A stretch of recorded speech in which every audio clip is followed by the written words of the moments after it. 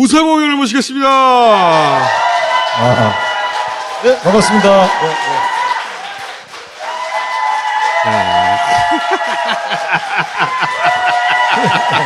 왜 이러셔? 예. 진작에 이렇게 하지, 진작에.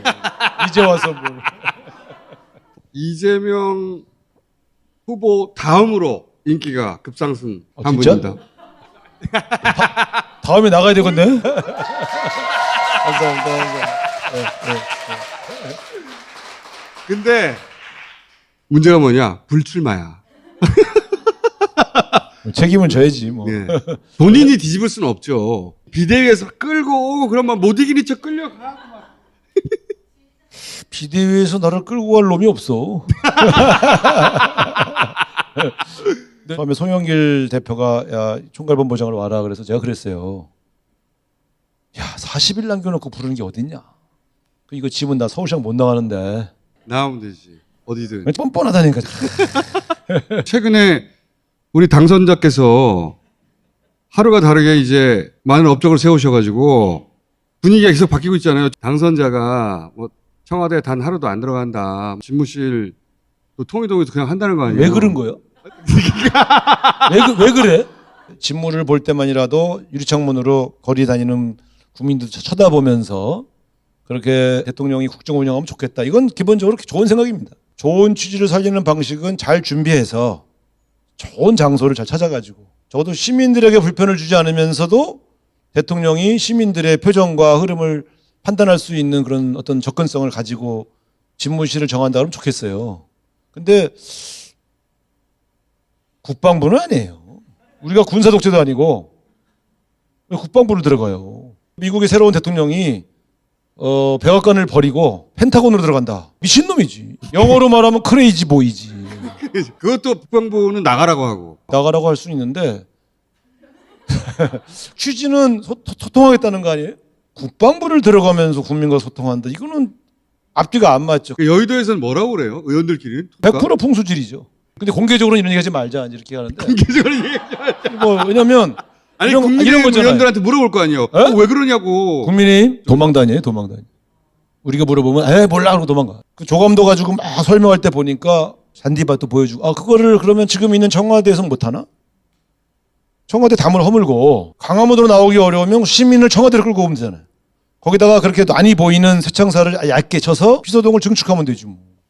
옮기는 연쇄 비용 몇천억 드는 거면 낫거든. 정말 그 취지에 집착하는 거라면 청와대를 바꿔서 담장 다 허물고 경호부대를 안쪽으로 옮기면 충분히 가능해요. 그러니까 그걸 그렇게 하시면 되지 왜 죽어도 그 자리는 안 된다고 하는지가 이게. 거기서 못 자겠다는 거 아니에요. 우리 대통령이 재워보고 싶어 하루만. 근데 이제 이렇게 신났어. 근데 어쨌든 청와대에서 근무하면서 더 좋은 자리를 찾아보면 되잖아요. 시민들 얘기도 듣고. 근데 5월 9일 이후에도 통이동 지금 공간에서 집무를 보겠다는 거 아니에요? 그래서 제가 의심이 든 거예요. 그러면 진짜 자리인데? 자리. 굳이 청와대에서 안 자겠다. 잠을 집에서 잔다는 거 아니에요.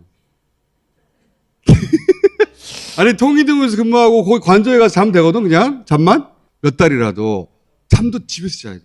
그러니까 거기서 자면 안 되는 거예요. 속으로는 이제 의심을 해도 원래 이제 공개적으로 저런 얘기하면 되게 없어 보여. 네. 근데 이 집무실 이전 문제를 이렇게 국론이 분열돼야 되나? 그러니까 그게 뭐라고? 당선자의 첫 브리핑이 자기 집 문제를 브리핑을 했잖아요. 아니요? 첫 브리핑은 말씀이 너무 심하시네. 코로나 나 이제 야당이야? 그리고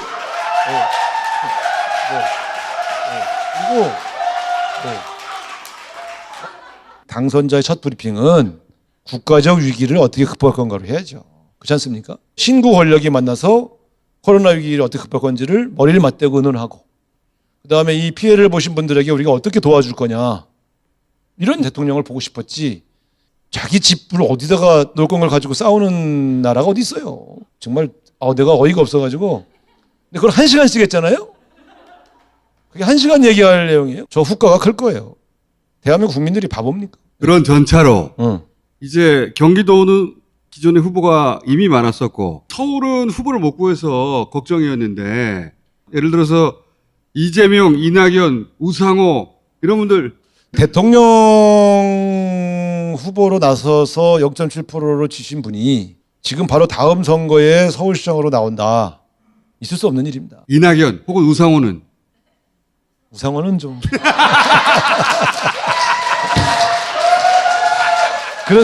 그런데 너무 흐뭇해하시는 거 아니야? 아니 이거 한다고 그럴 때 안 도와주고 지방선거에서 우리가 호남 세석하고 제주도하고 세종은 좀 유리하다고 봐요. 그러면 결국 서울 경기가 매우 중요하죠. 특히 서울에서 이기면 이번 선거는 이긴 게 되는 거고요. 작년에 18% 졌던 지역에서 5%까지 따라붙은 거는 작은 건 아니에요. 그러면 이번에 서울시장 선거를 어떻게 할 거냐의 문제가 우리 당의 매우 중요한 문제가 될 텐데 지금 윤호중 비대위원장과 새로 신임 원내대표가 될 분이 이제 전략에 대한 논의를 시작하겠죠. 이재명, 이낙연 같은 인물들은 안 된다고 하시니까 아니 저는 뭐 꼭 안 될 건 없어. 이재명 후보는 안 된다는 거예요. 이낙연 선배가 안 된다고 얘기한 적은 없어요. 그러면 이낙연, 우상호 중에 누가 나와요? 내가 낫죠, 내가. 아니 이건 농담이고 여론조사를 지금 우리 당이 돌려봐야 됩니다. 그래서 김동연 선생이 경기도에서 실제 경쟁력이 있는지. 그러니까 당이 지지율이 높아도 어떤 사람은 거의 안 맞는 경우가 있어요. 그쵸. 그게 참 묘해요. 민심이라는 게. 그냥 구상으로만 하는 것과 실제 한번 조사를 해보면 달라요. 자, 그래서 맞춰봤는데 우상호 이름 쭉쭉쭉쭉. 저는 이미 책임을 지고 불출마 선언했는데 네. 제가 어떻게 움직이겠어요? 이 민심이 윤석열 당선자의 태도를 어떻게 평가하는가. 저분이 계속 저렇게 나가시면 견제를 살아날 수도 있어요. 아직은 완전히 살아난 건 아니에요. 청와대 회동은 왜 안 되는 거예요 지금? 윤석열 후보 측이 이 지금의 회동을 영수회담식으로 하려고 하는 거예요. 영수회담이라는 게 뭐냐면 의제를 정하고 거기서 성과를 내야 돼요. 야당 대표가 대통령을 만났을 때 성과가 없으면 안 만나거나 미리 좀 짜야 돼요. 이 사람들이 지금 실무 협의를 하자는 거 아니에요? 그래서 만나면 당연히 우리 대통령은 축하합니다. 그리고 본인만 알고 있는 국가 비밀들. 바이든하고 어떤 얘기했고 김정은하고 어떤 얘기했고 이걸 전달하게 되죠. 이건 들어야 돼요. 국가를 책임지는 사람이. 근데 안 만나면 전달해 줄 수가 없잖아요. 그건 타인을 통해서 전달할 수 있는 내용이 아닙니다. 단둘이만 얘기해야 될 국가 안보에 대한 여러 가지 그 비밀들을 전수를 해줘야죠. 그게 대한민국에게 매우 중요하거든요. 국익에. 그래서 보통은 거래하듯이 만나는 게 아니라 두 사람이 독대하죠. 따로 독대를 해서 여러 가지 국가 최고 지도자가 전달해 줘야 될 여러 가지 비밀 사항들을 전달해 주고 대처를 하게 만들어 드리는 것이 임무죠. 근데 지금 뭐냐면 자기들이 요구한 조건을 문재인 대통령이 받아들이지 않으면 안 만나겠다는 거 아니에요? 무슨 이런 짓을 하고 있는지 잘 모르겠어요. 특정 자리에 인사를 행사하지 말라는 거지. 이걸 실무자 거래를 통해서 해결하려고 하는 것이 저는 역대 이런 적이 없거든요. 무슨 실무 합의를 해서 합의사항을 발표할 걸 정해놓고 만난다. 이게 도대체 뭔 얘기인지 잘 모르겠어요. 민정수석 안 준다는 거예요. 본인이 검찰을 직할 통치하겠다는 거잖아요.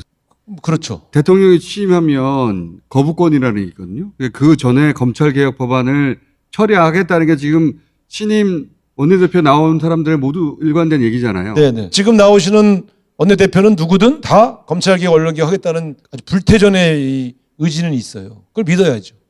근데 저 원내대표 해봤지만 이게 상대방이 있는 게임이기 때문에 쉽지는 않을 것이다. 쉽지는 않죠. 저기는 무조건 반대할 거 아닙니까? 무조건 맞아야겠다. 그럼 선거가 6월 1일인데 4월 말 5월 초에 한 달 남겨놓고 단독 처리할 거냐. 원래 네. 이런 때는요. 인기가 있으려면 100% 합니다. 무조건 해야 돼.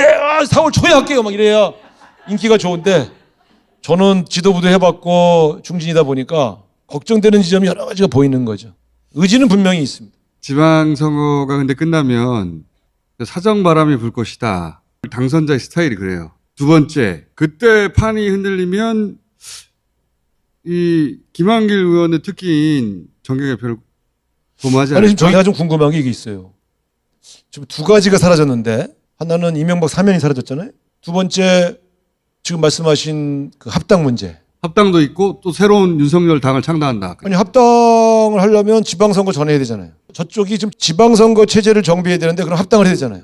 그래야 후보를 공천하니까. 근데 지금 뭐 하고 있는 거지? 그럼 국민의당은 이번에 후보를 아예 안 난다. 아니면 연합공천을 하나? 내가 답을 해야 되는데 내가 물어보고 있네. 지방선거가 끝나서 뭐 사정바람이 어느 정도 불든 어쨌든 그 이후에 막 흔들어가지고 민주당에 떨어져 나온 사람들 주워가지고 이렇게 하나 만든 그런 그림을 머릿속에 그리고 있을 거 아닙니까? 그러니까요. 예. 원래대로 하면은 지방선거 전 합당. 그래서 당명 바꾸고 그걸로 지방선거 치르고 지방선거 이기면 그 흐름으로 또 이렇게 쫙 끌고 가는 이런 구상일 거라고 저는 예상을 했는데 초반에 인수위 단계에서 지금 여러 전략들이 계획된 대로 진행되는 느낌이 안 들어요. 안철수 대표는 벌리려고 하는 것 같은데. 총리는 안 되죠. 인수위원은 5월 9일까지 해야 되잖아요. 아, 그러면 지방선거 전 합당을 안 하는 모양인데? 그러면 공천을 아예 안 하나? 저의 의문이에요. 제 의문이에요. 저쪽에 이면 합의가 어디까지 됐는지를 제가 정확하게 모르겠습니다만 인수위원장이 지방선거 나올 수는 없잖아요. 저거는 그러면 합당을 지방선거 이후에 하고 당대표를 이준석을 날리고 안철수를 앉힐 모양이다. 저는 그렇게 추측하고 있습니다. 민주당은 그러면 8월에 전당대회죠. 네. 아, 이거 또 욕먹을 얘기인데 저는 이재명 후보의 당대표 자리는 추천하고 싶지 않습니다. 우리 당이요, 당대표 하면 대권 후보가 다 죽어요. 근데 항상 모델이 뭐냐면 문재인 대통령이 당대표 했지 않냐. 결국 그만두고 선거를 비대위원장 체제로 갔잖아요. 그분이 당대표 돼서 대통령이 된 게 아니라고요. 이낙연 후보도 당대표를 안 맡았으면 그 지지율이 그렇게 안 깨졌을 거예요. 문재인 대통령이 당대표 나올 때 저는 선배님 나오지 마십시오. 위험합니다. 왜 대표를 맡으시오? 당을 혁신하고 싶습니다. 다른 사람한테 맡기시죠. 대통령 후보에게 당대표 맡기면 안 돼요. 일리 있는 이야기인데. 그분이 잘못한다는 게 아니라 특정 진영의 대표자의 이미지가 너무 강해지면 어렵습니다. 자, 이런 시나리오도 있습니다. 다음에 나오실 때는 어쩌면은 출마자로 나올 수도 있겠네요. 앞으로. 지도부가 외부에서 구하는 게 아마 첫 번째 과제 아니겠어요? 근데 김어준이라는 사람의 이 마수에 걸리면은 안 좋아. 외부에서 구할 겁니다. 되지 마라. 자, 오늘 여기까지 하겠습니다. 감사합니다. 네. 여러분, 힘내세요. 네. 우리 안 죽었어요. 네, 감사합니다. 힘내세요.